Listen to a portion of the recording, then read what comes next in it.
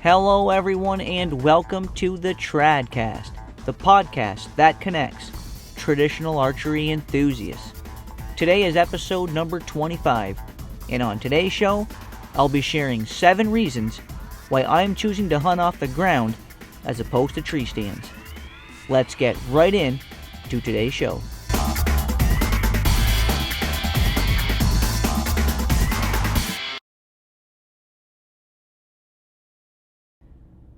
Alright everyone, welcome back to another episode of the TradCast, the podcast that connects traditional archery enthusiasts. And this show is for the week of June 21st, 2015, which is Father's Day. And this week on the show, I'm going to be giving you guys some updates from Northern New York on some things I have been doing. And then I'm going to be sharing 7 reasons why I've decided to focus more of my hunting attention hunting off the ground as opposed to tree stands. Okay guys, and as far as updates, I've only got a few for you this week. Today's actually Father's Day, and I know this podcast here is a few days, I think I'm 3 or 4 days later now than I've typically been releasing podcasts. I've always tried to shoot for every Friday, but the last couple of weeks at work have just been insanely busy for me, literally to the point where I've only had time to pretty much come home from work, grab 5-6 hours of sleep, and go back into work. So just had a lot of things going on. It's been taking away from me getting out into the woods. It's been taking away from me shooting my bow, pretty much doing all the things I enjoy doing. But I've just been so incredibly busy at work. I literally have not had time to record this podcast, so I was late this week, but I do have time this evening to record, so here I am recording this podcast. And like I mentioned, I want to give you guys some updates. Now, I was in my property today. I had today off. I was in there up on my properties, checking my trail cameras, and all of my food plots are doing really, really good. I got a couple of them. I think I've got at least 3 that I'm going to be doing fall plantings this year, because these food plots, all 3 of these food plots were first time plots last year, and they're just being totally taken over by weeds. But I have a lot of the work already done from last year. These food plots are already created, the areas are open. I have a lot of weeds and grasses growing in these, but I shouldn't have too much work ahead of me towards the end of the summer to get those mowed down, get those sprayed, and then put over to a fall blend. And I'm hoping I should have 2 or 3 really good fall food plots this year. And so that's why I've decided to put those food plots into fall blends, because they're simply being completely overrun with weeds and grasses. And I'm going to need to take at least another year this year to put those into fall blends and just continue to build that soil base. So that's the latest update on my food plots. Last weekend, not this weekend here, but last weekend I was actually in there and I mowed all of my food plots with my new Cub Cadet garden tractor. And I tell you what, guys, that works amazing. When I mowed last week, I mowed those with the garden tractor deck as high as I could get it, and I was a little bit nervous that I was maybe cutting it back a little bit too much, because I've got so much acreage now devoted to clover that it's just not going to be practical for me to mow those anymore with my weed trimmer. The weed trimmer does a better job in my opinion, because I can really, I can fine tune exactly how low I want to mow.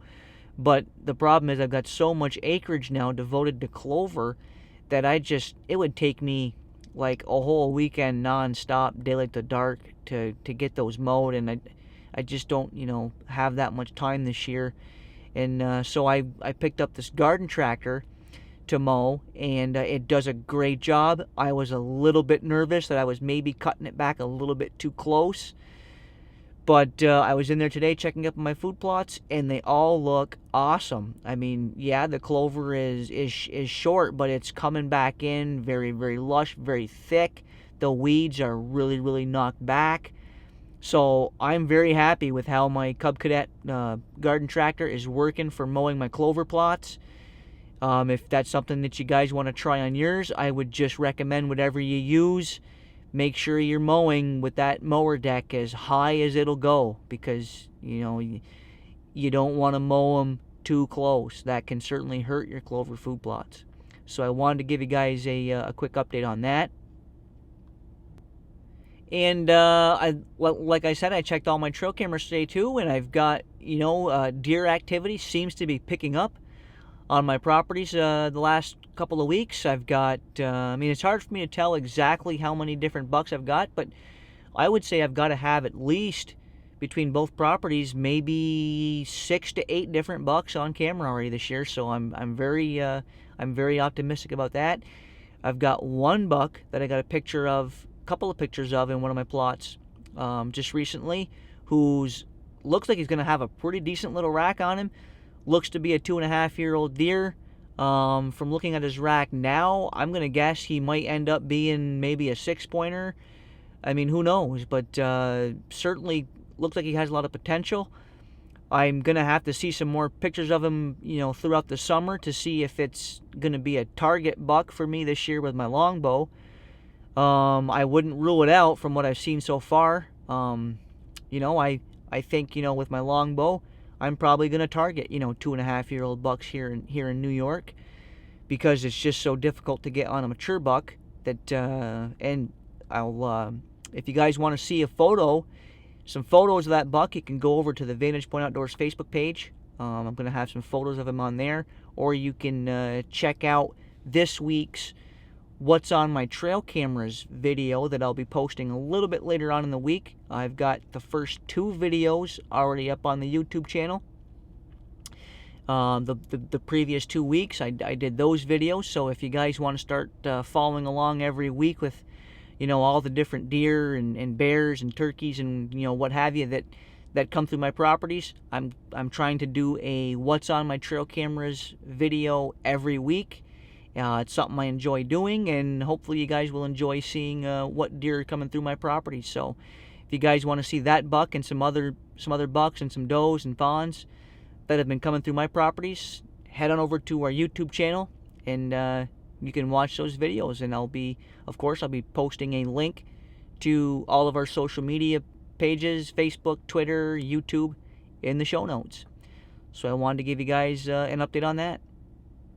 Alright guys, and another update I had for you is the last couple of weeks I have been primarily shooting my Dwyer Endeavor longbow, which is hand built to 53 pounds at 28 inches, and I'm shooting the same arrows out of that bow that I'm shooting out of my Jerboden whip. My arrows, I'm shooting the gold tip traditional 500s cut to 27.5 inches, and I'm shooting 175 grains field points and broadheads, and I am shooting the Luminok nocks on there because I am going to video my hunts, and I think having the Luminok adds a dynamic element to my videos, so I wanted to use those. And in my practicing so far the past month or so, the Luminoks fly great out of my setup, so I'm certainly looking forward to using those.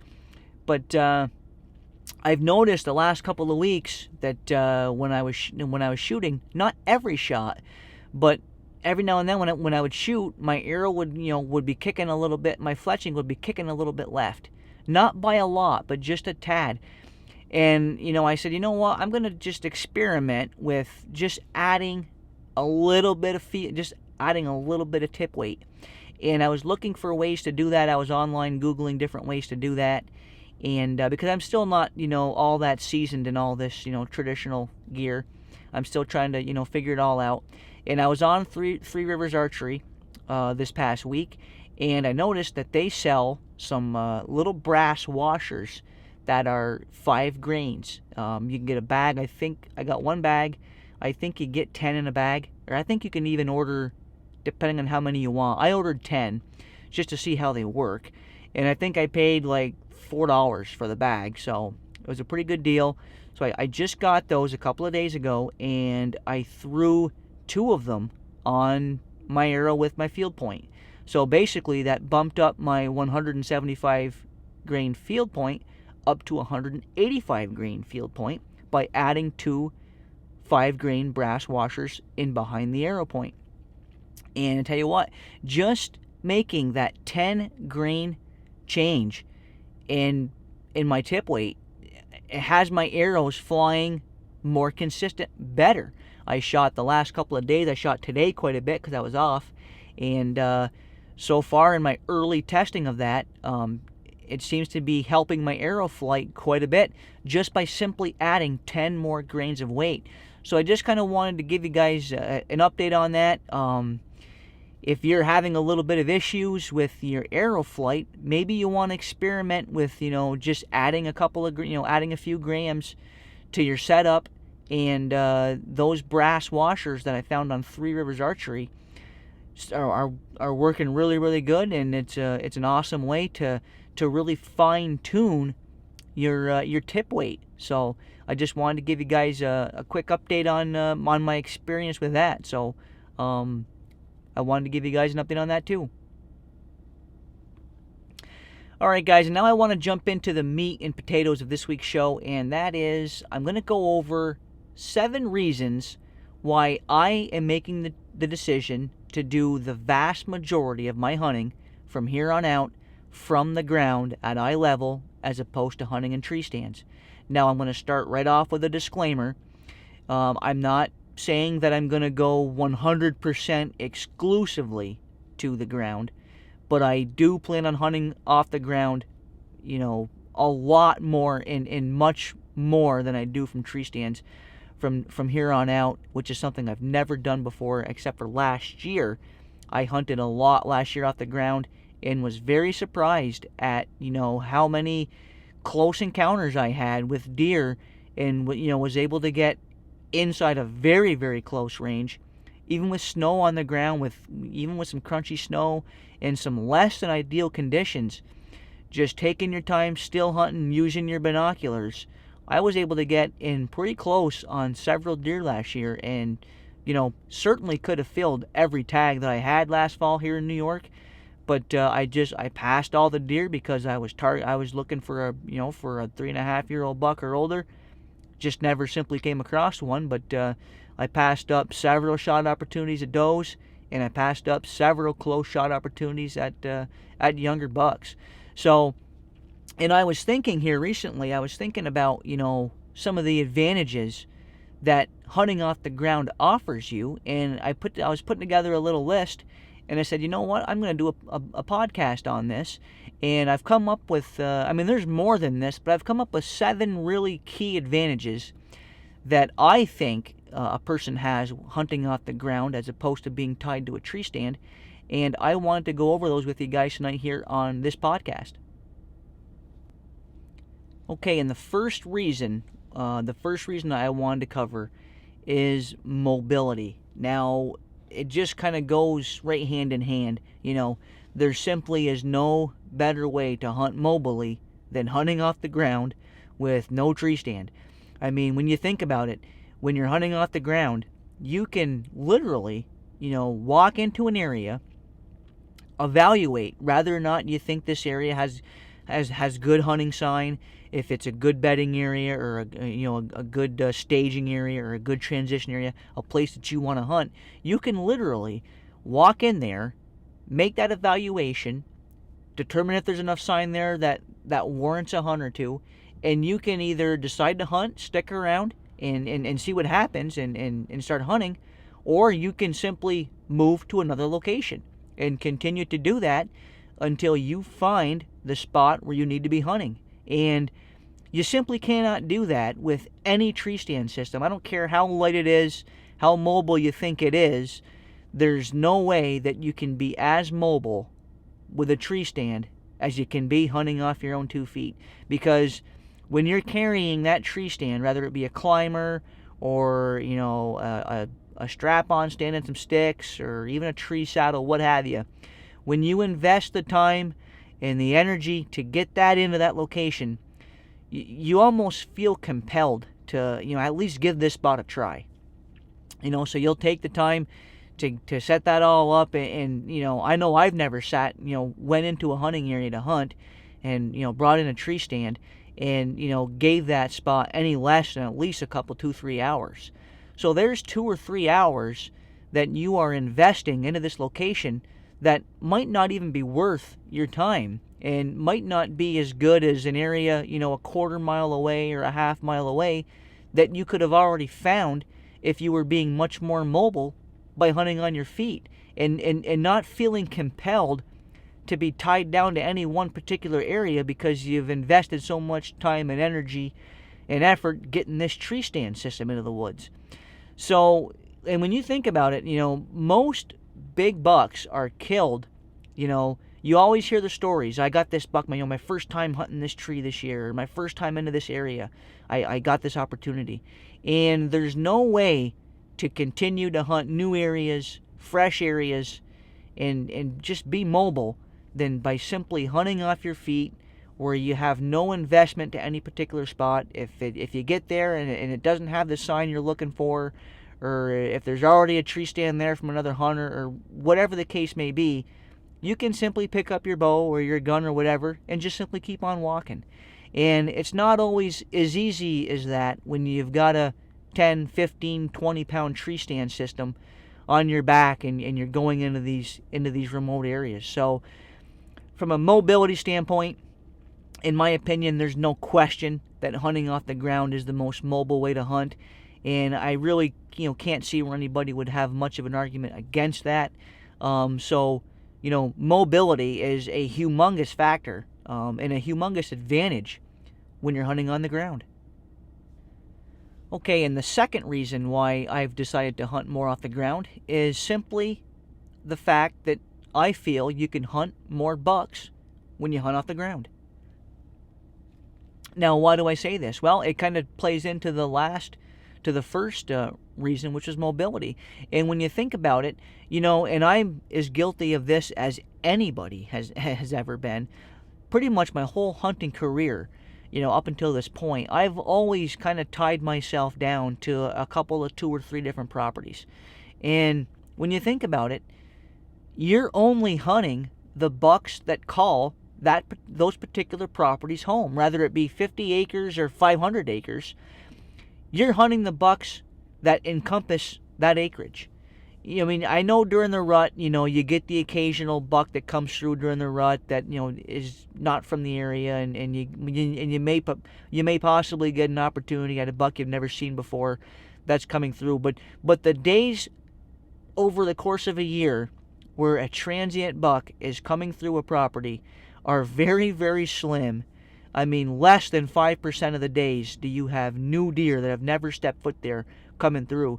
So in my opinion, you are just really you're really limiting the number of bucks that you can hunt when you're just hunting a couple of small properties.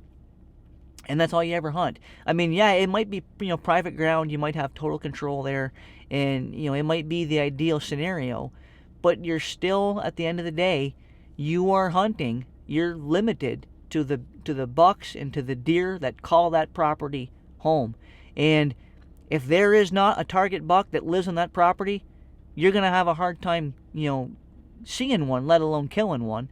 And I just think that when you hunt off the ground and you're hunting, and you can, have a lot more options for hunting state property, because you don't have to worry about bumping into another hunter or having another hunter, come in and take your spot, because again, you can simply pick up your bow or whatever you have for weapon and just keep on walking to the next spot, because you're not, you have no investment into this area. You don't have a tree stand there to take down and carry along with you. So, and when you're covering more acreage, the more acreage you cover, the more bucks you're going to be able to hunt. I think it just stands to reason. So that's something that I'm really looking forward to taking advantage of, this year and into the next, several years, is being able to hunt more bucks by being more mobile, covering more acreage, and, just getting on to more deer in general, and increasing the amount of opportunities that I'm going to have throughout the year. So again, I think that's another humongous advantage when you're hunting off the ground.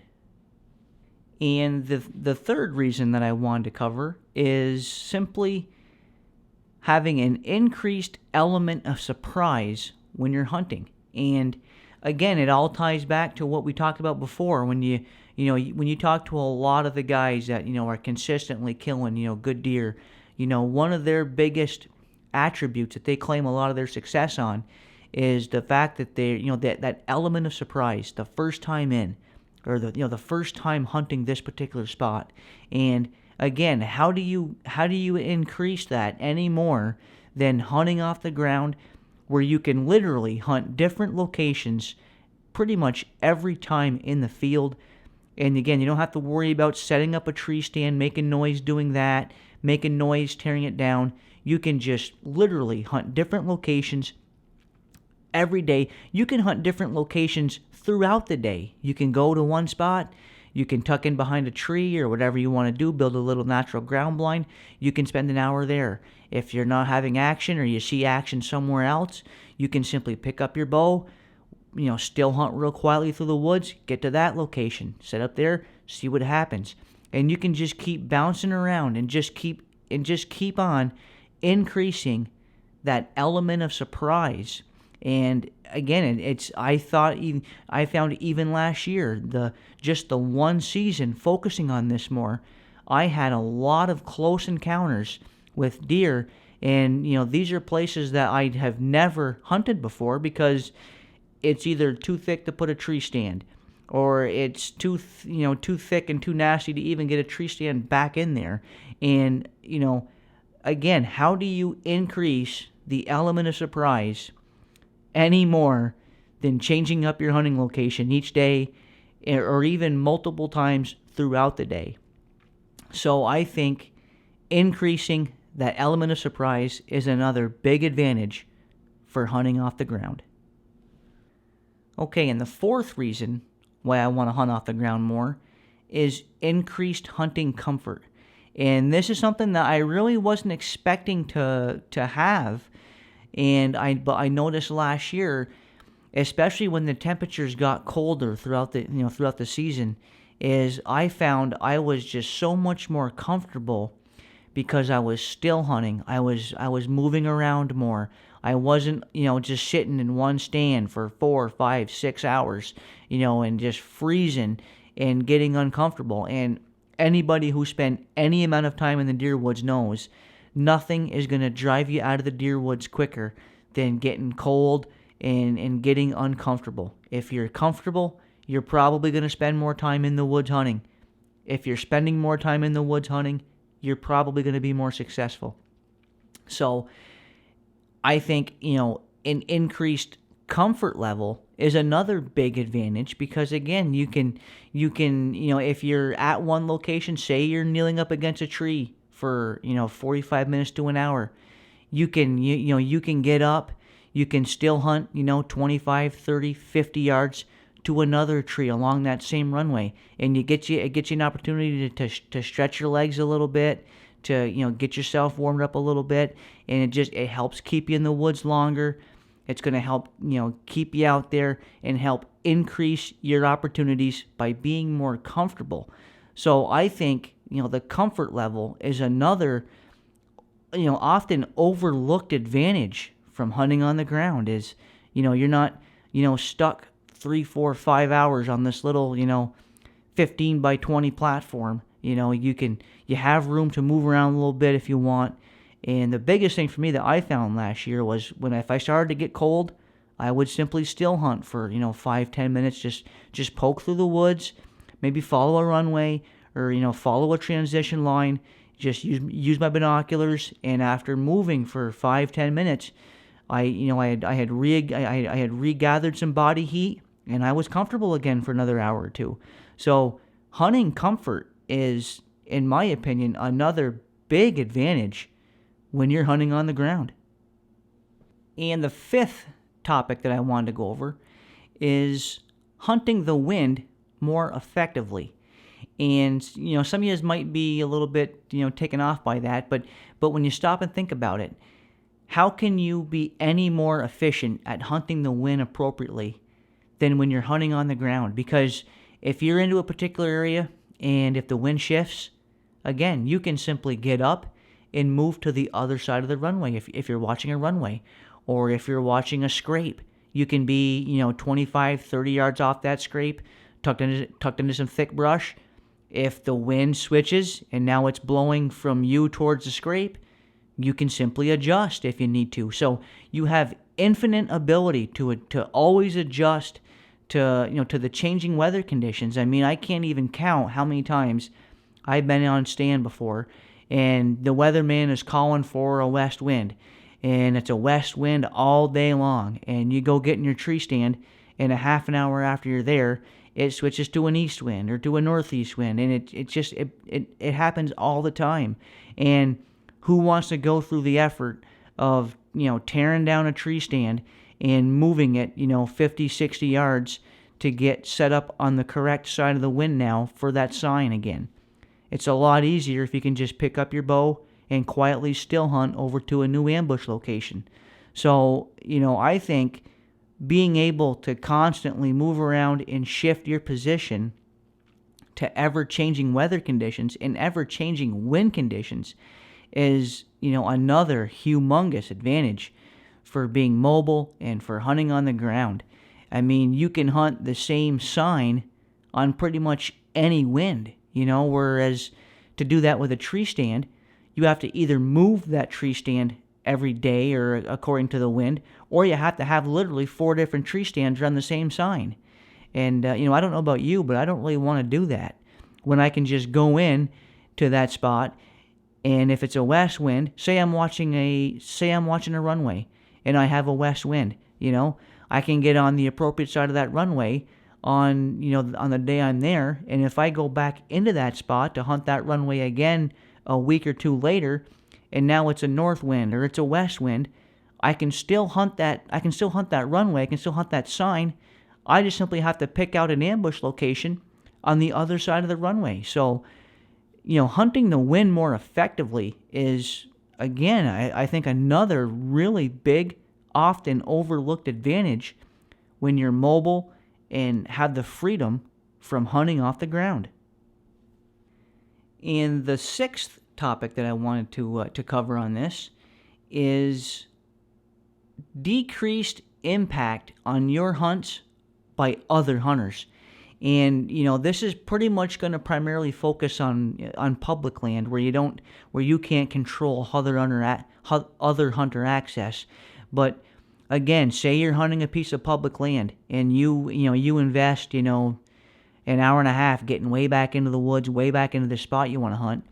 You get back there, you get into a decent spot, you're ready to hunt, and now some guy comes in there hauling in a climbing stand. If I had been in there with my tree stand all set up, my hunt is going to be ruined a lot more by that scenario than if I'm in there on the ground and I see him come in. I can just, if I have to, I can just simply pick up my bow and find the next location, So, I mean, that's a big advantage on public land. You might have the perfect place picked out on an aerial map, and you go in there, and you might already have, a couple other hunters in there. So you might have to adjust your location based off that. Or you may have this spot set up. Say you go on an out-of-state hunting trip, and you're first in there, you find this great spot, and you get your tree stand set up in there, and, you come back in the next day or two, and some other hunters found it. Your hunt is going to be inconvenienced a lot more by having a tree stand up there in the tree to have to move and carry along to a new spot than if you have the freedom and the flexibility of simply grabbing your bow and finding the next best spot. So that's another, I think, big advantage, to hunting on the ground is the fact that you don't have to worry about having your hunts ruined as often or ruined to the same degree as you would if you had all the time and investment in dragging these tree stands in and out of the woods all the time. So that's another big advantage. It's a big advantage that I'm looking to take advantage of this season when I go to Missouri and to Ohio hunting state land, I'm not going to have a tree stand with me on either of those out-of-state hunting trips. I'm not even going to bring a tree stand with me. I'm going to be hunting off the ground, moving around to different locations, increasing my opportunity at finding new bucks by hunting more acreage, covering more ground, and just being mobile and making things happen. And, so many times in the past, so many years in the past, I've tried to, force spots to work and just grind it out, hoping this spot will come through. And you know what? It just very seldom ever does. And, I'm going to start pushing my hunts to the next level, and I'm going to start trying to make things happen. And I don't think there's any better way to do that than by being mobile, by being flexible, and by hunting off the ground. Okay, guys, in the seventh reason why I'm going to start hunting off the ground is the simple fact that I'm going to be able to save more money now, because I won't have to invest as much money in tree stands and climbing sticks and lineman's belts and safety harnesses and all that other stuff. If you don't have any tree stands to hunt out of, you don't have to worry about spending money on tree stands. So there's a big financial gain to hunting on the ground. I mean, I think of your average hunter who's got, a couple, 2-3 stands, or if you've got, several, stands set up in fixed locations. I mean, I know guys, including myself, who've got, several $100s tied up in just tree stands. That's a lot of money that you could spend on something else. You could spend that money on an out-of-state hunting trip. You can take that money you've invested in, 5-6 tree stands into going on a hunting trip and probably being successful, or you can spend it on buying a new bow, or, just finding some other reason to, or some other way to spend that money. So there's a big financial gain to hunting off the ground. So there's a lot of advantages to hunting off the ground. A lot of them are often overlooked.